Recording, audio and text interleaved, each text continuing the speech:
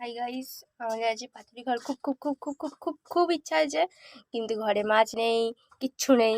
তাই জন্য আমার দিদি আলু, পটল, পেঁয়াজ, লঙ্কা দিয়ে, টমেটো দিয়ে পাতুরি রেডি করেছে। জানি না গাইস কেমন হবে। এই যে সব রেডি, উনুন জ্বলছে, কড়াই বসে আছে, সব বসাবো। ভালো হলে রেসিপি শেয়ার করবো। এবার কি হবে কিচ্ছু বুঝতে পারছি না। হে ভগবান, সব পুড়ে গেল, সব গেল রে।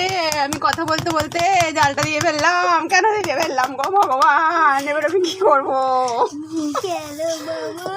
উল্টা উল্টা উল্টা।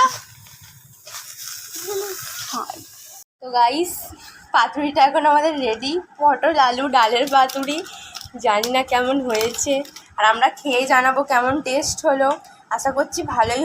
না গাইস, পাতুরিটা ভালো হয়েছে, যেরকম ভেবেছিলাম সেরকম না।